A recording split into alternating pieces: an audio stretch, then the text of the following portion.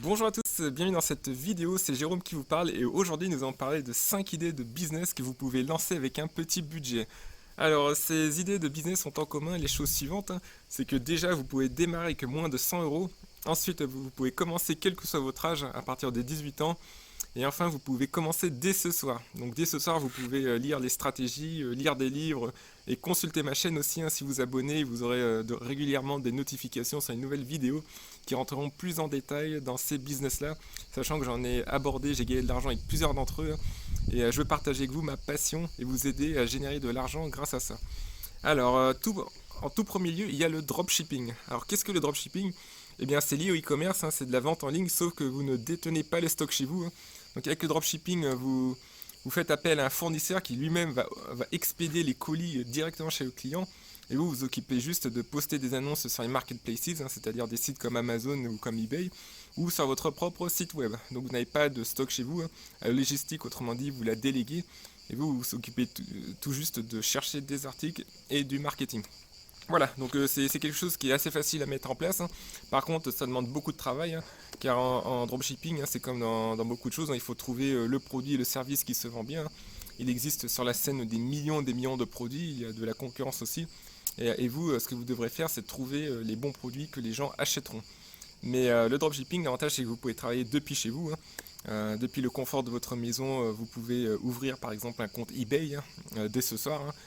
Vous associez ça à un compte PayPal et vous postez des photos et des descriptions de produits qui sont expédiés depuis un site chinois qui s'appelle AliExpress, aliexpress.com. Et dès que vous avez une commande d'un client, et bien vous allez sur AliExpress, vous achetez le produit et ensuite le vendeur chinois s'occupe de l'expédier en France. Voilà. Vous pouvez faire des marges comme ça, des bonnes marges. Par exemple, vous achetez l'article 5 euros en Chine et vous le revendez en France à 20 euros.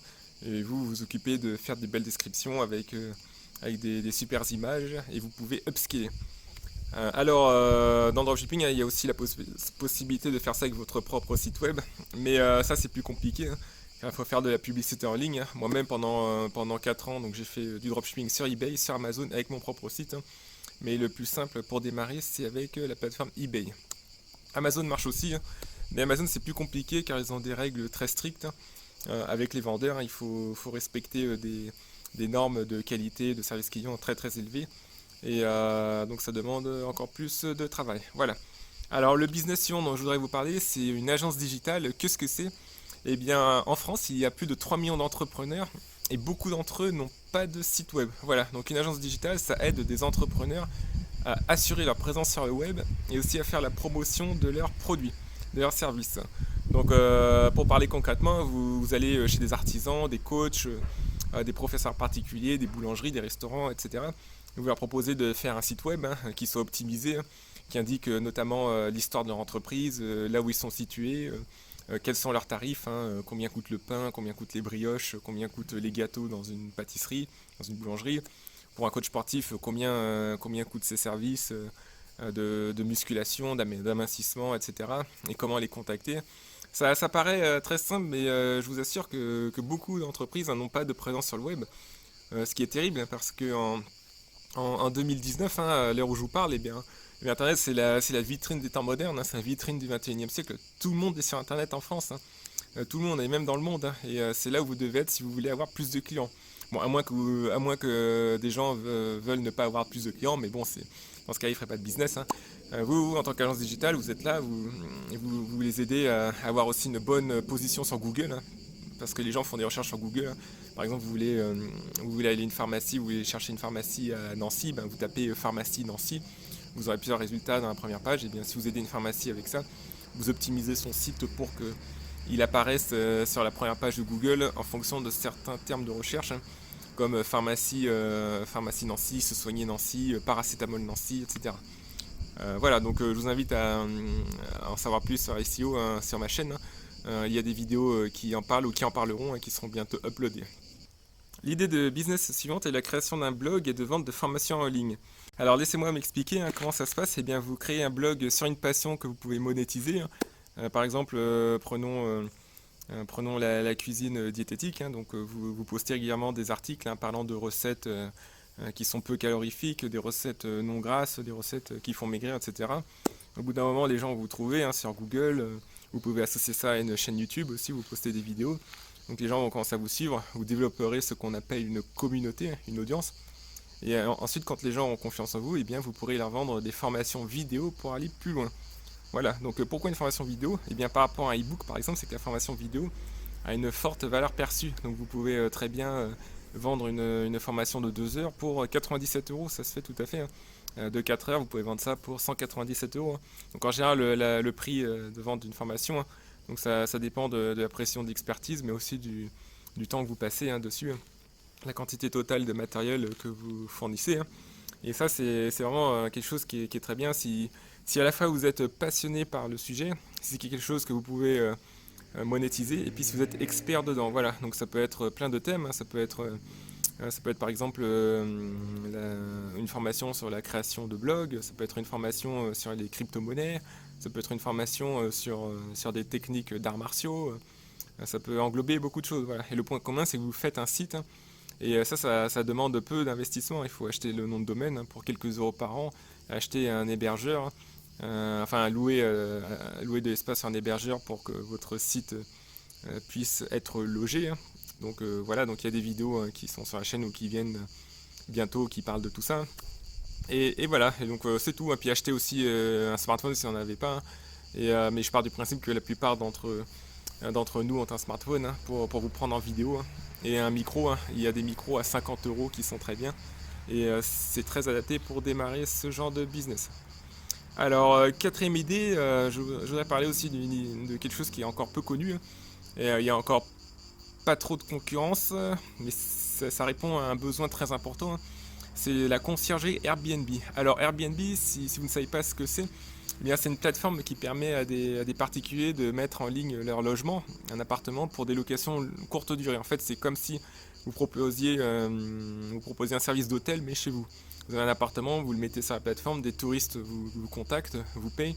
Par exemple, vous fixez le prix à 40 euros la nuit, il reste 4 jours, donc vous touchez 160 euros, moins quelques frais que vous dépensez auprès de la plateforme. Et il y a plein de propriétaires qui ont des appartements, mais qui n'ont pas le temps, par exemple, de faire le ménage, de donner les clés et de trouver les clients. Donc c'est à vous de le faire en tant que concierge. Vous créez un site et vous vous occupez de poster des annonces, de prendre des photos chez les propriétaires, des photos avec des très belles vues, des beaux angles. Vous rédigez des annonces convaincantes. Et ensuite, quand des touristes viennent, eh bien, vous vous occupez de la remise des clés, vous occupez de nettoyage, du ménage, en faisant soit vous-même ou soit en faisant appel à un prestataire. Donc ça, c'est un business qui demande aussi peu d'investissement au départ. Il faut juste le site web. Et après, c'est la bouche à oreille qui jouera, ou la publicité, ou alors vous pouvez très bien faire un blog pour faire la promotion de vos services sur Google. Et c'est un business qui peut se développer.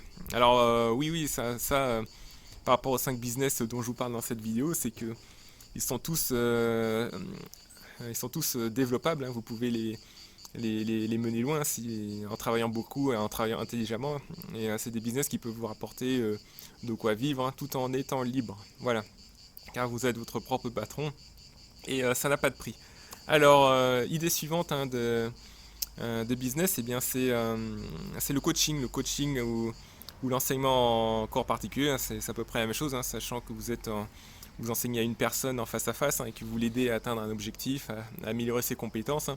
Donc déjà, commençons par les cours particuliers en matière scolaire. Eh bien, il y a une demande énorme en France. C'est un marché estimé à 2 milliards d'euros. Et moi-même, j'ai vécu de ça. Quand j'ai fini mes études d'école d'ingénieur, je voulais pas travailler en entreprise, donc j'ai été professeur particulier pendant presque un an. Donc j'ai travaillé à temps plein, j'avais des élèves autour de chez moi, en France et aussi à l'étranger.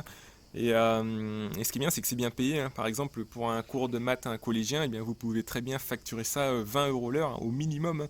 Mais en général, les cours se facturent plutôt de 30 euros, ce qui fait 4 fois le SMIC, parce que le SMIC net en France, c'est 7 euros environ.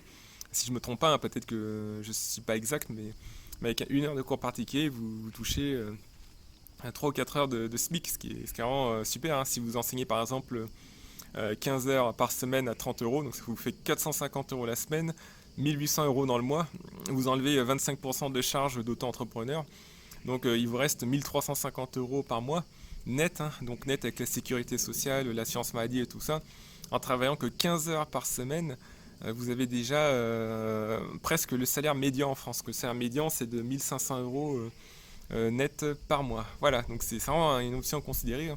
Si par exemple si vous êtes fort en instrument de musique, eh bien vous pouvez très bien enseigner en tête à tête le piano et la guitare, hein. Ces deux instruments qui sont très très recherchés, hein. En sport, il faut passer, je crois que pour être coach sportif en sport, il faut passer un diplôme spécial. Vous apprenez la physiologie du corps, les règles d'hygiène, etc. Donc c'est parce que ça touche au corps humain, donc c'est des problématiques plus délicates, hein. Mais une fois que vous avez ce diplôme qui permet d'enseigner le sport, eh bien vous pouvez très bien être coach sportif, hein, lancer des programmes pour aider des gens à être plus endurants, à perdre du poids, avoir plus de masse musculaire. Les possibilités sont sans fin, hein.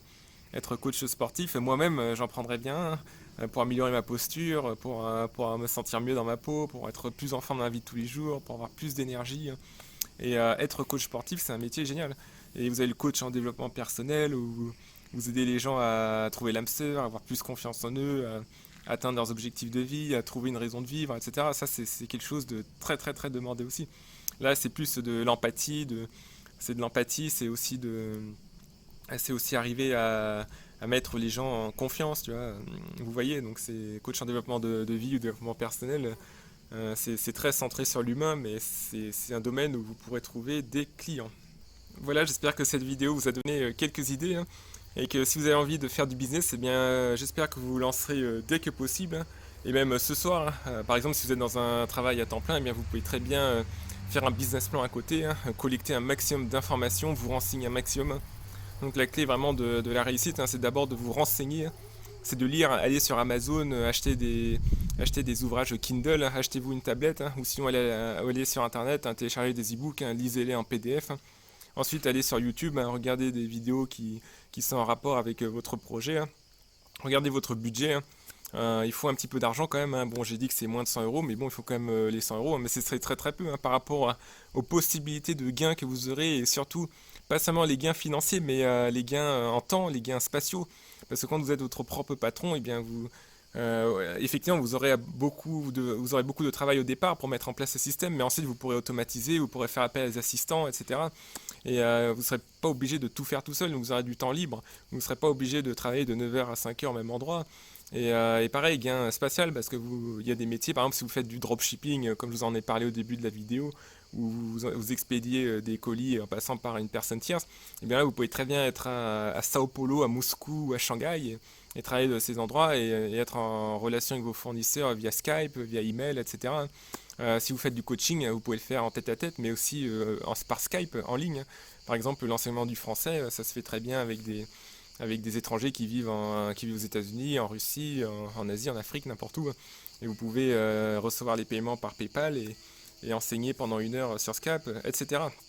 Donc quel que soit votre âge, hein, même si vous êtes très jeune, même si vous avez 18 ans, hein, moi-même j'ai attendu l'âge de 24 ans pour démarrer le business, mais à 18 ans vous pouvez très bien le faire, hein. Dès que vous êtes majeur, vous avez la possibilité de créer un compte en banque, hein, et voilà, vous avez un compte en banque, vous avez le droit à tout, hein. L'important c'est que vous soyez passionné, hein, c'est que vous soyez déterminé, ambitieux aussi, que vous soyez prêt à apprendre. Et parmi ces 5 idées, il y aura forcément une qui vous plaira. Voilà, donc merci d'avoir regardé cette vidéo, hein. Et n'hésitez pas à continuer de regarder la chaîne, à me poser des questions aussi, hein. Il suffit de commenter en dessous de la vidéo, hein, et je vous répondrai et avec plaisir, hein. Et je vous dis à très bientôt.